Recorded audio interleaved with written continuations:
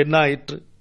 கௌரவர்களோடு சேர்ந்து குரூர புத்தி வந்து இறுதியில் பாண்டவர்களுடைய பிள்ளைகள் கூடாரத்தில் தூங்கிக் கொண்டிருக்கும் பொழுது காக்கைகளைப் போல் ஆந்தைகளைப் போல் அவர்களை வெட்டி கொன்று அதற்கு பிறகு நாராயணாஸ்திரத்தை ஏவி விட்டு உத்தரையின் கர்ப்பத்தில் இருக்கக்கூடிய அந்த சிசுவின் பரீட்சித்தின் மேல் ஏவி விட்டு அதற்கு பிறகு அதை வியாசர் தடுத்து அது கரிப்பிண்டமாக விழுந்து கிருஷ்ணர் தன்னுடைய கட்டை விரலால் உதைத்து அது மறுபடி உயிர் வந்து அதற்கு மறுபடி உயிர் வந்து அதுக்கு பிறகு இவனை எப்படி தண்டிப்பது என்று திரௌபதி கேட்க அவனுடைய நெற்றியில் இருக்கும் மணியை பறித்து அவனை அவமானப்படுத்தினால் போதுமானது, வாழறதுக்கு என்ன யாருமே இல்லைன்னு இல்லை, ஒருத்தர் தண்டிச்சு எங்க போறோம்னு அதை கிருஷ்ணர் அதோடு விடல.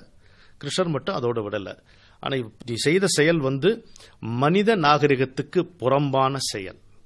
அதாவது அந்த நாள் அசுரர்கள் இருந்தார்கள். யார் அசுரர்கள் சொன்னாங்கன்னா பூமியில் வாழ்ந்தவர்கள் அல்ல.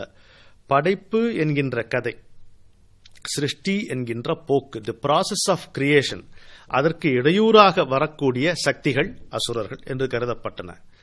அவற்றை பொடி பொடியாக்க அவ்வப்போது கடவுள் வேறு வேறு அவதாரங்கள் எடுத்ததாக நம்ம சொல்லுவோம். ஆனால் இந்த உலகத்திலேயே பிறந்து இந்த மனித வாழ்க்கையின் தொடர்ச்சிக்கே ஊறு விளைவிக்கும்படி ஒருவன் நடந்து கொண்டானால் அவனும் தண்டிக்கப்பட வேண்டியவனே என்பதால் அவனை உன்னுடைய ஆயுட்காலம் முழுதும் நீ குஷ்டரோகியாக வாழ்வா என்று கிருஷ்ணர் சபிக்கிறார். பஸ்வத்தாமரை எப்படி இருக்கும்? ஒருத்தனுக்கு 5000 வருஷம் இல்ல 10,000 வருஷம் இந்த உடம்புல இருக்கணும். அதான் சிரஞ்சீவின்னு வச்சுங்களேன். இதுக்கும் ஒரு லிமிட் இருக்கும். சிரஞ்சீவினா 5000 வருஷம் இருக்க போறான், 10,000 வருஷம் இருக்க போறான்னு வச்சுங்க. அந்த 5000 10,000 வருஷம் குஷ்டரோகியாவே இருக்கணும்னா அது வாழக்கூடிய வாழ்க்கையா, அது சொர்க்கமா நரகமா நம்ம யூகித்துக் கொள்ளலாம். அப்போ நீடு வாழ்தல் என்ற கோரிக்கையில ஜாகிரதையா இருக்கணும். இதுவே இதுக்கு நேர் மாறான உதாரணம் அனுமன். அனுமன் ராமனை சந்தித்த போது ராமனிடமிருந்து பெற வேண்டிய ஒன்றுமே அனுமனுக்கு இல்லை. அவன் நவ வியாக்கரண வேத்தா என்று சொல்லக்கூடிய அத்தனை விதமான இலக்கணங்களும் மெத்த கற்றவன், மகா மந்திரி, பிரம்மஞானி, மகா யோகி, சாட்சாத் ருத்ரனின் அம்சமாக திகழ்ந்த அனுமன் ராமனை பணிந்து எஜமானனாக ஏற்றுக்கொண்டான். இததான் கோல்லெஸ் ஃபெய்த் என்பார்கள். இப்ப நமக்கு ஃபெய்த்லெஸ் கோல் இருக்கு, கோல்லெஸ் ஃபெய்த்துக்கு உதாரணமாக அனுமனை சொல்லலாம். அப்படி வாழ்ந்த அனுமன் சிரஞ்சீவி, இன்றும் சிரஞ்சீவி. அனுமன் தான் அடுத்த பிரம்மன் என்கின்ற பதவியை அடைகிறான். அஸ்வத்தாமன் வாழ்க்கை, அனுமன் வாழ்க்கை இரண்டையும் நாம் கண்முன்னே கொண்டு வந்தால் திருமூலர் நமக்கு காட்டக்கூடிய யாக்கை நிலையாமை, உடம்பின் நிலையாமை என்பது என்ன என்பது தெளிவாக புரியும். யாக்கை நிலையாமையை பற்றி திருமூல நாயனார் எப்படி அருளியிருக்கிறார் என்பதற்கு முகமனாக சில வார்த்தைகள் சென்ற முறை நாம் சந்தித்த போது பேசிக்கொண்டோம், பரிமாறிக்கொண்டோம். நம்முடைய நாட்டில் பார்த்தோம்னா உடம்பு நிலையற்றது, ஆனால் உடம்புள்ளே உயிருள்ளே சுடராக விளங்குகின்ற உண்மை நிலையானது என்பதை விளக்கவேதான் இறைவனும் மனித உடவில் அவதாரம் எடுத்தான், இறங்கி வந்திருக்கிறான் என்றே நாம் காண்கின்றோம். கண்ணன் கிருஷ்ணாவதாரம், பூர்ணாவதாரம் என்பார்கள். 16 கலைகளும் நிரம்பி இருக்கக்கூடிய கண்ணன் கடைசியில் தன்னுடைய உடலை நீத்துத்தான் செல்ல வேண்டியிருந்தது. ராமர் எல்லாம் முடிந்த பிறகு சரையு நதியில் இறங்கி உடம்பு கரைந்து போனது என்று நாம் காண்கின்றோம். எப்படி இருந்தாலும் உடம்பு என்பது நிலையற்றது. நிலையற்றது அது ஒரு பக்கம் இருக்க, இன்னொரு முக்கியமான விஷயத்தை நம்ம காட்டணும். நம்ம பிறந்து வளர்கிறோம் என்று நினைத்துக் கொள்கிறோம். ஆனால் வளரும் போதே தேய்ந்து கொண்டே போகிறோம் என்பதை மறந்து விடுகிறோம். பிறந்த கணத்திலிருந்தே அல்லது அந்த கருவில் உருவான கணத்திலிருந்தே இந்த டைம் கிளாக் இருக்கு பாருங்க, ஸ்டாப் வாட்ச் அது செட் ஆகி ஒர்க் பண்ண ஆரம்பிச்சிருது. டிக்கு டிக்கு டிக்கு டிக்குன்னு எப்போ உயிர் உள்ள நுழைஞ்சிருச்சோ அதனுடைய அவகாசம், அதனுடைய ஆயுட்காலம் குறைந்து கொண்டே வருகிறது. இதை வளர்ச்சி என்பதா தேய்மானம் என்பதா? ஆரம்பத்திலிருந்தே குறைந்து கொண்டு வருகின்ற ஒன்றை நாம் ஆயுள் என்று கொண்டாடி கொண்டிருக்கிறோம். அது நிலையானது என்று நம்பிக்கொண்டிருக்கிறோம். சரியாக யோசிச்சு பார்ப்போம். உயிர் என்ற ஒன்று நேரும் கணத்திலிருந்தே அது குறைந்து கொண்டே வருகிறது. ஸ்டாப் வாட்ச், டிக்கு டிக்கு டிக்குன்னு இதோ ஆச்சு அடுத்தது போயிடும், இனிமேல் அவ்வளவுதான் அப்படின்ற மாதிரி போய்கிட்டே இருக்கு. இதை நம்ம எப்படி நிலைன்னு கொண்டாட முடியும்?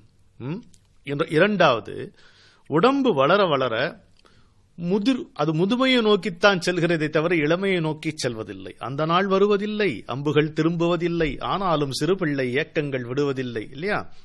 எல்லாரும் அந்த நாளை திரும்பி பார்க்கிறோம், கடந்து போன இளமை காலத்தை பார்க்கிறோம். அதெல்லாம் அந்த நாட்கள் ஏன் அந்த நாட்களாகவே போயின என்று அங்கலாய்க்கிறோம். அதெல்லாம் இருக்கு. ஆனால் திரும்பி வருமா? வராது. வந்தா தாங்குமா? தாங்காது. அதனால உடம்பில் உயிர் நிலையற்றது என்ற ஒன்று. இன்னொன்று, உடம்பு வளர வளர அது தேய்ந்து கொண்டே வருகிறது என்கின்ற அறிவு நமக்கு நேர வேண்டும். ஒரு குழந்தை ஒரு வாலிபனாவது வளர்ச்சி என்று நம்பிக்கொண்டிருக்கிறோம். அது முதுமையை நோக்கிய வளர்ச்சி, ஒரு முடிவை நோக்கிய வளர்ச்சி. அதேபோல் இந்த உயிர் என்பது முடிவை நோக்கிய ஒரு ஆரம்பம். அப்படித்தான் இருக்கிறது. இந்த விசித்திரமான படைப்பை முழுக்க முழுக்க உணர்ந்த காரணத்தினால்தான் திருமூலர் என்கின்ற யோகி அதை திரும்ப திரும்ப நமக்கு சொல்லிக்கொண்டே இருக்கிறார். இந்த பாட்டை மறுபடியும் நாம பார்ப்போம். மண்ணொன்று கண்டீர் இருவகை பாத்திரம் திண்ணென்று இருந்தது. எது மண்ணு? மாயை. எது இருவகை பாத்திரம்? ஆண் என்று ஒரு பாத்திரம், பெண் என்று இன்னொரு பாத்திரம். திண்ணென்று இருந்தது என்ன பொருள்? நான் அழிய மாட்டேன் அப்படின்னு நினைச்சிட்டு தான். எப்படி ஒரு சின்ன சொல்லுல அந்த பாவனை எப்படி கொண்டு வர பாருங்க திருமூலர். திண்ணென்றிருந்தது. மண்ணொன்று கண்டீர் இருவகை பாத்திரம், மண்ணொன்று கண்டீர் இருவகை பாத்திரம் திண்ணென்றிருந்தது. அப்புறம் என்னாச்சு? தீவினை சேர்ந்தது. தீவினை சேர்ந்த பிறகு விண்ணின்றி நீர்வீழின் மீண்டும் மண்ணானார் போல் எண்ணின்றி மாந்தர் இறக்கின்றவாறே, எண்ணின்றி மாந்தர் இறக்கின்றவாறே. என்ன பாட்டுங்க அது! மண்ணொன்று கண்டீர். மண் ஒண்ணுதான், மாயை. எல்லாரையும் போர்த்தி கிடக்கக்கூடிய அறியாமைதான் மாயை. வேற என்ன மாயை தனியா?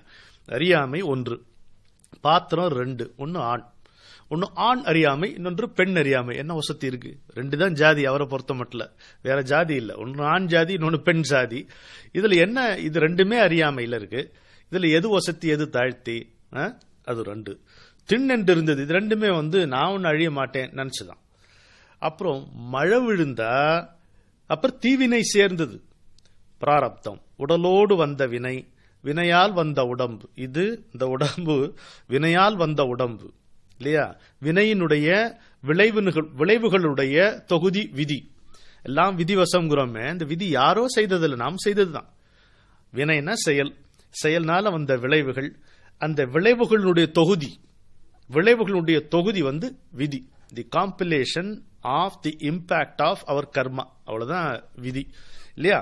அப்போ தீவினை சேர்ந்தது, பிராரப்தம். வினையால் விளைந்த உடம்பு, உடம்பால் விளைந்த வினை. இது ரெண்டுமே இந்த உடம்பை போட்டு தளர்த்தி கொண்டே வருகிறது. தீவினை சேர்ந்த பிறகு விண்ணின்றி நீர்விழின், அது எங்க நமக்கு காலம். மழை விழுந்த பிறகு மண்பாண்டம், மண்ணோடு மண்ணா எப்படி கரைந்து போகிறதோ அப்படி மாந்தர்கள் இறந்து போகிறார்கள் அப்படின்னு மண்பாண்டமா வச்சார் திருமூலர். விண்ணின்றி நீர்விழின் காலம், கால செலவு. என்னுடைய நண்பர் கவிஞர் வாவேசு காலச்செலவு, காலக்கரைவு அப்படிம்பார். இந்த காலக்கரைவு இங்க, இந்த காலக்கரைவுல இந்த தேகம் அப்படியே தூர்ந்து போய் கொண்டே வருகிறது. மீண்டும் மண்ணானார் போல் எண்ணின்றி மாந்தர் இறக்கின்றவாறேங்கிறார். இங்க எண்ணின்றி என்பதற்கு எண்ணற்றன் போட்டிருந்தார்னா கணக்கற்ற மாந்தர்கள் மட்டும் பொருள் இருக்கும். எண்ணின்றின் போது கணக்கற்ற மாந்தர், கருத்தற்ற மாந்தர், கருதாமல், உண்மையை கருதாமல், இந்த நிலையாமையை கருதாமல், அறிந்து கொள்ளாமல் இறந்து போகிறார்கள். கருத்தற்ற மாந்தர்கள் கணக்கற்ற தொகையில் இறந்து போகிறார்கள் என்று கொள்ளலாம். மீண்டும் அந்த பாடல் இப்ப வாங்க. மண் ஒன்று கண்டீர் இருவகை பாத்திரம், மண்ணொன்று கண்டீர் இருவகை பாத்திரம் திண்ணென்றிருந்தது. தீவினை சேர்ந்தது. விண்ணின்றி நீர்வீழின் மீண்டும் மண்ணானார் போல் எண்ணின்றி மாந்தர் இறக்கின்றவாறே, எண்ணின்றி மாந்தர் இறக்கின்றவாறே. இப்படி உடம்பினுடைய நிலையாமையை அறியாமல் நாம் நமக்கு கொடுக்கப்பட்ட வாழ்க்கை என்கின்ற அரிய வாய்ப்பை வீணாக்கிக் கொள்ளுகிறோமே என்பதுதான் திருமூலருடைய அக்கறை, அவருடைய அங்கலாய்ப்பு என்று கூட சொல்லலாம். அவரை பொறுத்த மட்டில் அவர் முடித்துக் கொண்டவர், தன்னை முடித்துக் கொண்டவர். முடியாதவர்கள், முடித்துக் கொள்ளாதவர்கள் முடியாதவர்களாக திக்குமுக்காடும் போது தாயனைய கருணையோடு நம்மை பார்த்து அவர் பாடுகின்ற பாடல்களே திருமந்திரம் என்று கொள்ளலாம். திருமூலர் போன்று